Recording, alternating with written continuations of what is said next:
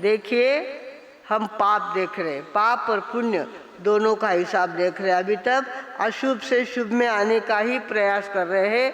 आगे चलकर हमको शुद्ध की साधना करनी है और शुद्ध भी आपके सामने हम परोसने वाले हैं। भगवानों तो कहते हैं अहंकार ये कौन सा पाप है? प्रणतिपात, मृषावाद, आदत्तादान, मैथुन, परिग्रह, क्रोध और सातवा क्या है? मान। अज्ञानाला आलेला आकार त्याचं नाव अहंकार। अज्ञानाला आलेला आकार त्याचं नाव अहंकार। ये अहंकार आदमी को कहाँ से आता है पता नहीं, एकदम से उसका चेहरा बदल जाता है। ज़्यादा से उनको कुछ पूछो कि आपका घर का घर है? कि हाँ हमारा खुद का बंगला है, हमारा ये है, हमारा वो है। ऐसे कहते हुए कहाँ से वो अहंकार आ जाता है, हमारे बोली से प्रकट हो जाता है, पता तक नहीं लगता। पर हमको पता नहीं कि अहंकार हमारे पुण्य को खाता है, अहंकार हमारे पुण्य को खाता है। और जितना अहंकार हमारे वचन से, मन से, काया से प्रकट होता है, उतना ज़्यादा हमारा पुण्य इधर तरफ माइनस होते जाता है, अपने आप माइनस होता है, करना नहीं पड़ता। नम्रता से पुण्य बढ़ता है और अहंकार से पुण्य घटता है। भगवानों हमें चाहिए कि हम समय समय पर जागरूक रहे। हमारे मुंह से कोई अहंकार की भाषा तो नहीं निकली, हमारे द्वारा कोई अहंकार की एक्शन तो नहीं हुई, हमारे द्वारा कोई ऐसे अभिमान की बात तो नहीं हुई। ऐसा सतत अपने आप पर पहरा रखना चाहिए और अहंकार से अपने आप को बचना चाहिए। हम क्या करते हैं? मैं की भाषा बहुत बोलते। जहाँ देखो आदमी बोलता है मारो ही सोए, माना घरे ही सोए, माना आठे ही सोए। इस तरह से पता नहीं अपने मैं को वो इतना ज़्यादा बढ़ाने की कोशिश करता है और जो बढ़ाता है त्यों वो घटता है। क्योंकि अहंकार एक बेहोशी है। अहंकार, आदमी बेहोश होता है तब उसके द्वारा अहंकार की बातें होती है। और जो नम्र होता है वो होश में होता है और अहंकार की बात अपनी ज़िंदगी में कभी नहीं करता। अरे कितने बड़े बड़े लोग यहाँ होके गए, पिंपल गांव के अंदर ऐसे रुबाब से चलते थे, ऐसा उनका रुबाब था, इतना उनके पास पैसा था, इतनी बोलने की कला थी, और कहाँ गए आज? घूमने निकल पड़े। 84 लाख योनियों में कहाँ कहाँ घूमता होगा वो जीव, पता नहीं। तन इत्र से तर थे जिनके और मुख में पान के बीड़े। तन इत्र से तर थे जिनके और मुख में पान के बीड़े।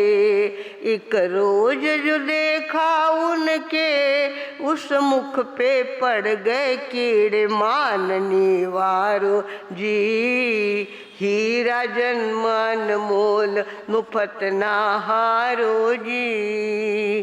प्यारा प्रभु का नाम हमेशा उचारो जी। हीरा जन्मन मोल मुफत ना हारो जी। पता नहीं ये अहंकार कहाँ से आ जाता है और आदमी अपने आप को बड़ा समझने लग जाता है। आवाज़ कमी कर वो थोड़ा। तो इस तरह से कहते हैं एक मैदान के अंदर एक ढेर पड़ा हुआ था पत्थरों का, क्या बोलते हैं उसको? खड़ी नहीं, मोटा मोटा दगड़, हिंदी में गिट्टी कहते हैं, खड़ी के गिट्टियों का ढेर पड़ा हुआ था। बच्चे खेल रहे थे। एक बच्चे ने क्या किया, उसमें से एक गिट्टी उठाई और जोर से फेंकी। जब वो जोर से फेंकी तो वो पत्थर सोचता है देखो क्या सारे मेरे भाई बहन तो नीचे बैठे हुए हैं और मैं कहाँ निकला हूँ। आसमान की यात्रा फेंका किसने है? बच्चे ने फेंका है। और वो खुद को क्या समझता है? मैं आसमान की यात्रा कर रहा हूँ। और वो पत्थर जा कर के क्या हो गया, एक कांच की खिड़की पे टकरा गया। कांच टूट गया तो वो कहता देखो हमारा क्या पावर है, हमारी पावर है, हमारे रास्ते में जो आता है वो चूर चूर हो जाता है। हमारे रास्ते में जो आता है वो चूर चूर हो जाता है। और आगे उनके यहाँ गलीचा बिछा हुआ था, अगली मेरी थी, आगे गलीचा बिछा हुआ था, पत्थर जाके कहाँ पड़ा, उस गलीचे के ऊपर पड़ा। कहता देखो क्या मेरे स्वागत की तैयारी है, कितना नरम नरम, कितना बढ़िया बिछाया हुआ है, देखो देखते रह जाओ ऐसा। अब वो नौकर आया, आवाज़ सुना खिड़की टूटने की, नौकर बाहर आया, उसने देखा कि पत्थर आकर के अपने घर में पड़ा है। उसने क्या किया, पत्थर को उठाया और वापिस मैदान में फेंका। वो कहता देखो, अरे बाहर कितने दिन रहना, अपने घर वालों को छोड़कर इतना नहीं रहा जा सकता, अब तो हमको अपने सगे संबंधियों को मिलना पड़ेगा। और वो कहाँ चला गया, वापिस पत्थर की ढेरी पे आके बैठ गया। कहने लगा आपकी बहुत याद आ रही थी मुझे, अकेला में घबरा गया था, तुम्हारे बिना मुझे अच्छा नहीं लग रहा था, इसलिए वापिस आ गए। एक पत्थर भी इस तरह से अपने आप को चाहे जहाँ से बड़ा बताने की कोशिश करता है। भगवानों कहते हैं अहंकार करने से चेतना पत्थर जैसी बन जाती है, अहंकार करने से चेतना पत्थर जैसी बन जाती है। अपने आप को ऐसा रुबाब में खड़ा करता है और ऐसी बात बोलता है सामने वाले को, चाहे बुरा लगे या अच्छा लगे, हम तो ऐसे हैं, हम तो वैसे हैं, इस तरह से बड़प्पन की बातें करता है। उसकी चेतना कैसी होती है, पत्थर जैसी हो जाती है। और साधु संतों की चेतना हवा जैसी होती है, हवा जैसी होती है। रोटी लेने के लिए लोगों के घर जाते हैं, नम्र बन के जाते हैं, अहंकार करके नहीं जाते। माँ भी लग पचारा घर रहा होता, माना थे कहीं रोटी कमी होती, कहीं थाना थे आवनु पड़ो माने। इस तरह से साधु संत बोलते नहीं है, अत्यंत नम्रता के साथ हवा की चेतना उनकी होती है। कैसी चेतना होती है, हवा जैसी चेतना होती है। भगवानों हमें पत्थर चेतना नहीं बनाना है, हमारी चेतना कैसी बनाना है, हवा जैसी। हवा चाहे जितनी जोर से आवे, हमारे शरीर को जख्म नहीं करती, वो हमारे शरीर को जख्म नहीं करती। और पत्थर जहाँ भी जाएगा क्या करेगा, जख्मी बनाएगा, जख्मी करेगा।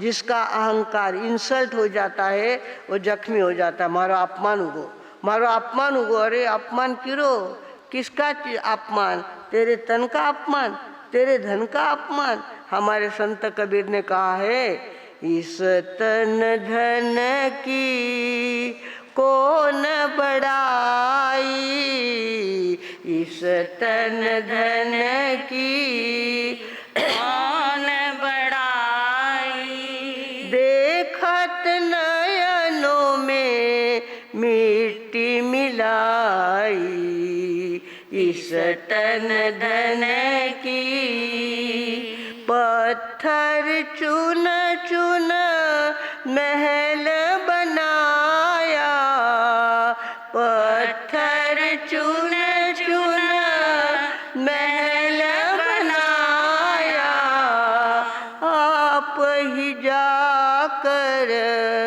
जंगल सोया, आप ही जाकर जंगल सोया, इस तन धन की कहत कबीरा, सुनो भाई सा गुनिया, कहत कबीरा सुनो मेरे गुनिया, आप मुवे फिर डूब गई दुनिया, आप मुवे फिर डूब गई दुनिया, इस तन धन की कौन बड़ाई, इस तन धन की कौन बड़ाई, देखत नयनों में मिट्टी मिलाई, इस तन धन की। आज आत्मी बड़ाई करता है। 4 पैसे अगर कम पास में हो गए तो ऐसा रुबाब में चलता है, अपने आप को बड़ा समझने लगता है। 4 डिग्रियां मिल जाए तो अपने आप को बड़ा समझ, थाने कहीं समझे नहीं, थाने कहीं समझे नहीं, जैसे इसको ही सब कुछ समझ रहा है। इस तरह से अभिमान की भाषा करना भगवानों, ये अज्ञान का लक्षण है, ये अज्ञान का लक्षण है। और अभिमान पुण्य को खाने वाला राक्षस है। इसके लिए हमारे मन में अभिमान ना हो, हमारे वचन में अभिमान की भाषा ना हो, और हमारा कार्य भी अभिमान से भरा हुआ नहीं होना चाहिए। जिन्होंने मान किया आज उनका क्या अस्तित्व है? मान करन ते मर गए रावण कौरव कंस, हाँ, मान करन ते मर गए रावण कौरव कंस, तीनों कुम तुम देख लो रहा न जिनका वंश। उनका कोई वंश रहा है क्या? रावण के परंपरा का कोई है क्या आपके गांव में? कौरव के परंपरा का कोई है क्या गांव में? यादव बहुत है, यादव जाधव एकच, यादवच दुसरं नाव जाधव, जाधव म्हणजे यादवच। तो इनका वंश चल रहा है, पर कौरव का कोई वंश चल रहा है क्या? रावण कौरव कंस तीनों को तुम देख लो रहा न जिनका वंश। जिनका कोई कहे कि नव मार साहब नाव बताओ ना, नव कई तरी रावण नाव रखो, कोई रखी कि रावण नाव? कोई अपने बेटे का नाम रावण नहीं रखता, कोई अपने बेटे का नाम कंस नहीं रखता, अपने बेटे का नाम कौरव नहीं रखता। क्यों? कि उन्होंने अहंकार की जिंदगी जी थी, अभिमान में फूले हुए समाते थे और अपने आप को बहुत बड़ा समझते थे। वे बड़ा बने भी और गए भी, आज उनका कोई अस्तित्व स्मृति के रूप में कुछ भी नहीं है। भगवानों, हमें चाहिए हम अपनी जिंदगी में अहंकार रहित जीने की आदत लगाए। अहंकार, अगर आदमी अहंकार करता है तो सुनने वाला समझता है, ध्यान में ले लिया, आदमी किसो है ध्यान में आएगो, इतनी मोटी मोटी बातें करे उसको कही है को नहीं। इस तरह से आदमी बोलता है। भगवानों, हमें चाहिए हम छोटे बन के रहने की आदत लगाए। अपने आप को बड़ा समझने की कोई ज़रूरत नहीं है। ना तन से बड़ा हो सकता है आदमी और ना धन से बड़ा हो सकता है। धन धन की जगह है, तन अपना काम करता है और उसमें अभिमान करने जैसा कुछ भी नहीं है। हमें चाहिए अहंकार रहित भाषा बोलने की आदत लगाए। ये अग्नि है, क्रोध भी अग्नि है और अहंकार भी अग्नि है। कैसी अग्नि है? बिना ईंधन के अग्नि है, जिसको कोई आग पे टिकी काड़ी नहीं लगती, जिसको किसी प्रकार का ईंधन नहीं लगता, पर खुद भी जलता है औरों को भी जलाता है। क्रोध भी और अभिमान भी, दोनों खुद भी जलते हैं और औरों को भी जलाते हैं। भगवानों, महापुरे झाडे जाती तेथे लोहाळे राहती, तेथे लोहाळे राहती। पानी जब आता है, अभी जोधपुर में बहुत पानी आया बड़ा, कहते हैं जोधपुर पानी में डूब गया, जोधपुर पानी में डूब गया। इतना पानी वहाँ पे आया है, गाड़ियाँ उल्टी बहने लग गई, गाड़ियाँ उल्टी बहने लग गई और इतनी बह बह कर के गाड़ियाँ चली गई। बहुत ज़्यादा पानी वहाँ पे आया। तो कहा बड़े बड़े वृक्ष होते हैं आसमान से बातें करने वाले, रुबाब में खड़े होते हैं, पर जोरदार हवा छूटती है और बिजली चमकने लगती है तो गिरता कौन है? वृक्ष। वृक्ष क्या करता है? बड़ा अकड़ में खड़ा था, हम बहुत बड़े इस तरह से समझता था और उसका क्या हो गया? कड़ाड़ दिशी टुकड़ा हो गया। और नीचे पेड़ कितने नीचे पड़ जाते हैं, रास्ते रुक जाते हैं, लोगों की गाड़ियाँ जाना बंद हो जाती है। ऐसे पेड़ किस कारण से पड़ते हैं? अभिमान में खड़े हैं। और वही लोहाड़े होते हैं, छोटा छोटा सा गवत होता है, वो जमीन पे होता है, इतना पानी उनके ऊपर से जाता है, वो चुपचाप नीचे झुक जाते हैं और पानी बह के चला गया, फिर से खड़े हो जाते हैं। कौन? छोटा गवत, छोटा घास, वो क्या होता है, चाहे जितना पानी आ जाए, पानी उनको तोड़ के ले जा सकता नहीं है। और बड़े बड़े वृक्ष देखते देखते चले जाते हैं। भगवानों, हमें चाहिए, हम अपनी चेतना पत्थर चेतना नहीं बनाएंगे, हम अपनी चेतना को वायु चेतना बनाएंगे। हम अपने पुण्य को खाने नहीं देंगे। अहंकार करने से पुण्य कम होता है। मैं, मेरा मेरा मेरा, इसमें जो अटके रहता है उसकी पुण्यवानी बढ़ती नहीं है, अपने आप पुण्य उसका कम होता है। चारों तरफ से उसको सपोर्ट मिलना कम हो जाता है। क्यों कम हुआ?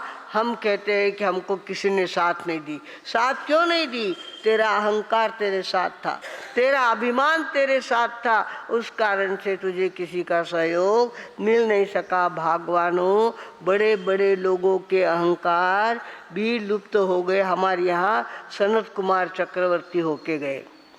सनत कुमार चक्रवर्ती मोक्षगामी जीव थे, पर बड़े सुंदर थे, बहुत ज़्यादा सुंदर थे।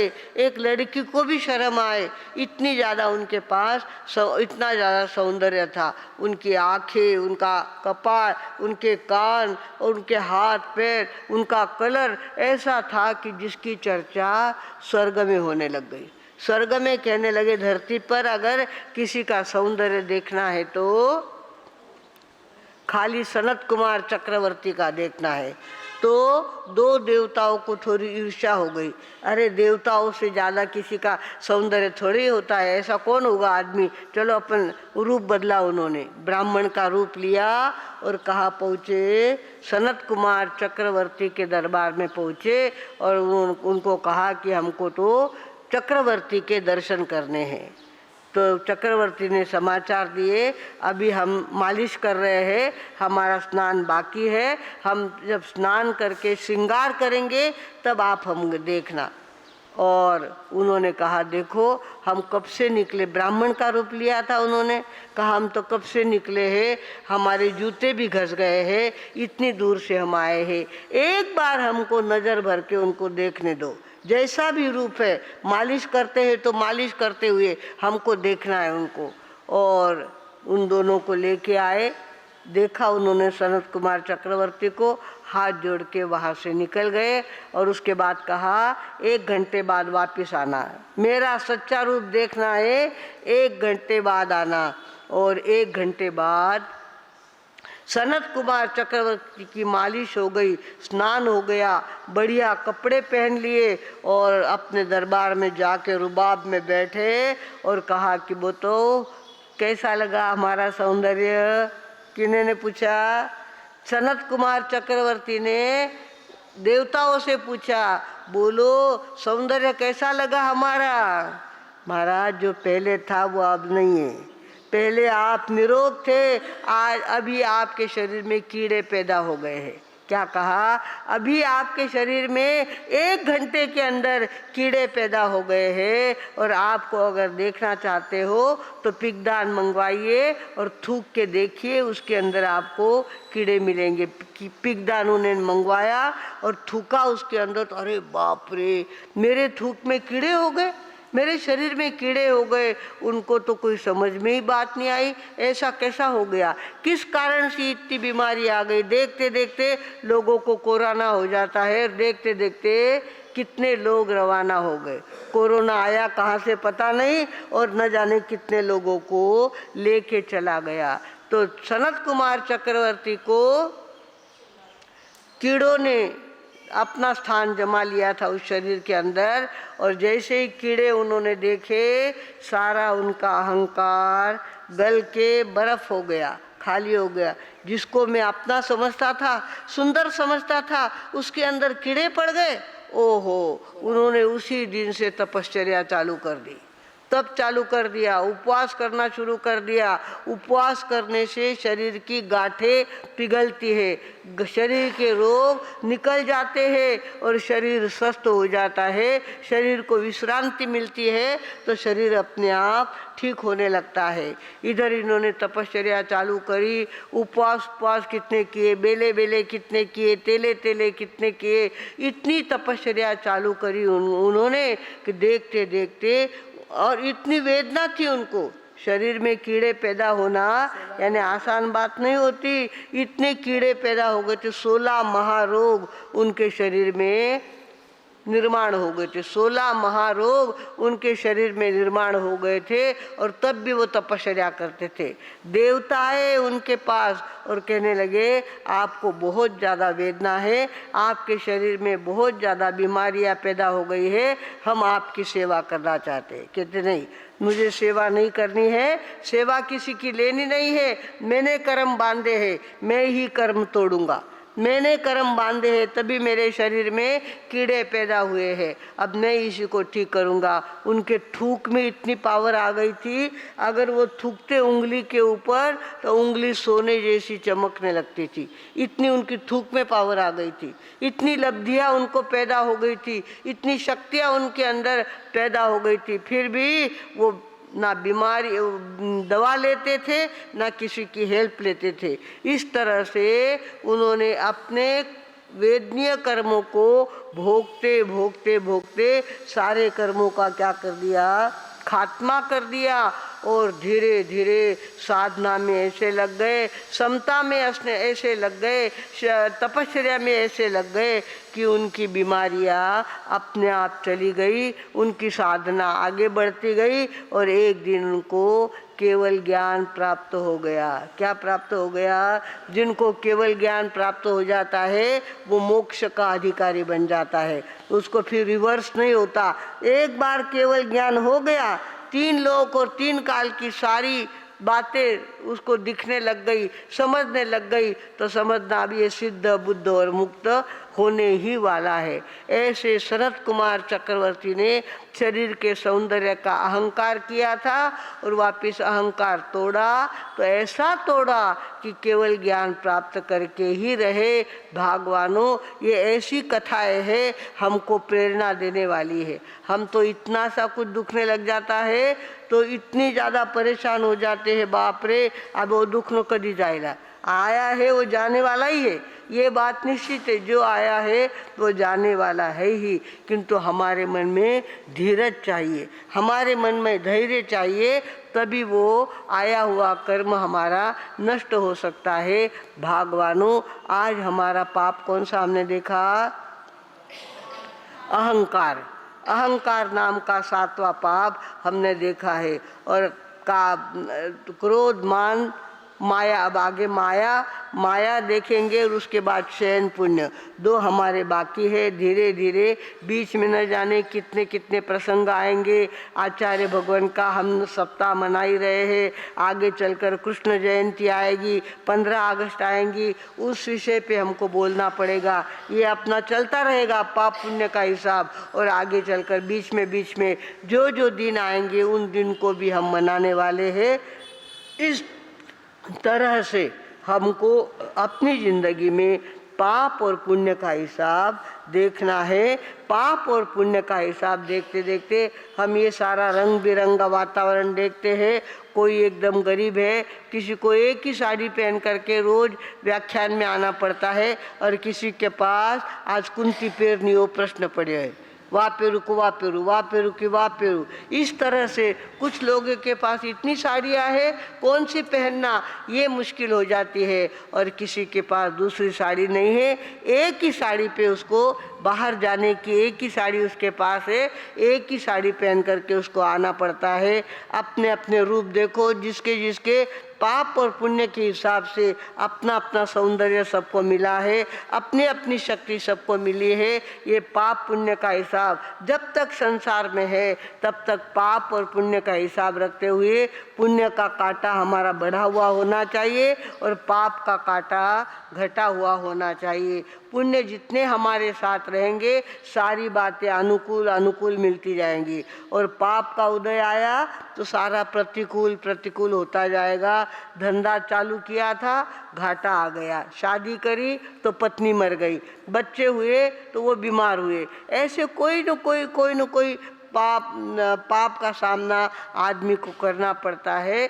हम पाप का उदय नहीं आने देंगे, अपने पुण्य को नहीं छूटने देंगे, ऐसा सभी संकल्प करें और अपनी पुण्यवानी बढ़ाते रहे।